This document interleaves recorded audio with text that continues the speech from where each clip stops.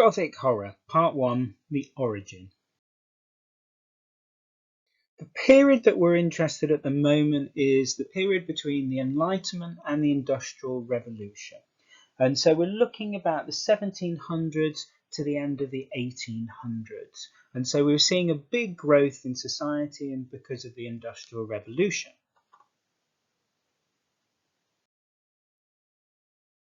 The Industrial Revolution changed the way that we did things in life. And in one particular way, it changed storytelling in a different way.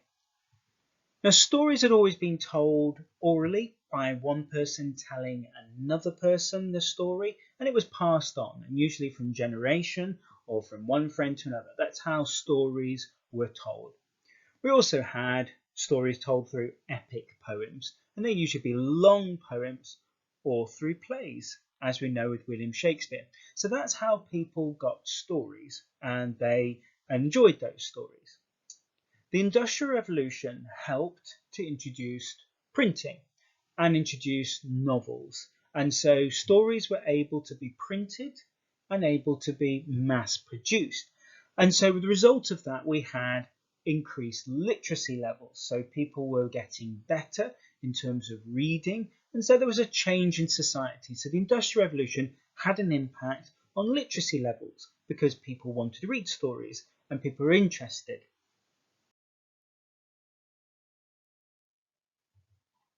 The novel and how it was introduced and how it developed changed considerably over the years. Storytelling had largely focused on heroes prior to that, and a lot of the stories used to be about adventure and about escapism. So when people were listening to stories and having stories told to them, they tended to be about action and about adventure, or they'd be about moral, and there'd be quite a religious dimension behind them. So people were having to learn things. This changed with the development of the novel, and there was a form of novel and a form of literature called Romanticism. And Romanticism moved away from the actions of people and focused on the feelings and the thoughts of people. And it explored how people felt and what people thought, which is very, very different to how storytelling was done before the Industrial Age. And so it wasn't about your actions and whether they were good or bad. It was moving towards how did you feel and about the feelings of an individual and the thoughts of an individual. So that was Romanticism. Now, born from that came the idea of Gothic fiction. And Gothic fiction was about how people felt, and it was also about the feelings, but it also was an extra layer. And it was the idea of something dark.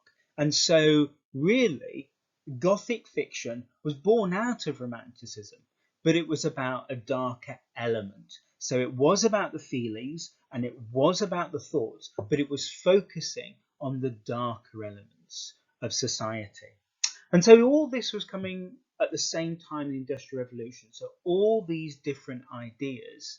And so the Industrial Revolution did have a big impact on Romanticism and Gothic fiction, because on one level, Romanticism and Gothic fiction is about looking at the world around us and wanting change.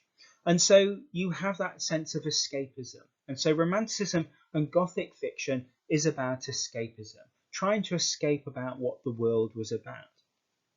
But then towards the end of the 1800s, we started having a different kind of storytelling.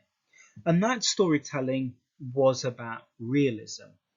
And realism was about making stories about what was real. And so people were looking at experiences about everyday life and looking for stories that reflected the world around them. And so you can see that over time there was a big change in the way that novels were written. And so it moved away from this adventure hero to about the feelings and what people thought and a sense of escapism, and moving towards realism, because there were real concerns about money. And so in society, the novel changed over the years. And we moved from romanticism, positivity, to about fear and the Gothic. And then we had realism and going to what life is really, really like. Now, if we look at writers of the time, and we know Charles Dickens, and we know he wrote lots of novels, but it's interesting how writers are quite hard and novels are quite hard to say that they're one type of genre, one type of style, because there are elements of romantic nature in Charles Dickens' works. And when we say romanticism, we don't mean lovey-dovey stuff. What we mean is about talking about people's emotions and having heroes and looking at the heroes and how heroes feel and how heroes think. And that's something that the old stories didn't really do. You just had brave soldiers fighting and defeating the bad people. Dickens, like other romantic writers, they were interested about how our heroes feel and why they feel those particular things. But there are also, at the same time, there are elements of Dickens that's got Gothic elements. So he would have a bit in his story that would appeal to the Gothic element. And for a lot of his stories, he makes London the Gothic element and the place is Gothic. But also, Dickens was writing about the world around him. And so we can see some of that realism, for example, in his treatment about how Oliver, an orphan, is dealt with. So you can see Dickens was writing and he had those elements in there of the romantic, of the Gothic, and the realism in there. So, some few questions to make sure you're clear about your understanding about the origin of Gothic fiction. Number one, how did people read stories before the novel was created? Number two, what were the early stories usually about? Number three, in what order did these types of fiction appear? Gothic, realism, and romanticism. Number four, what connects Gothic fiction and romanticism?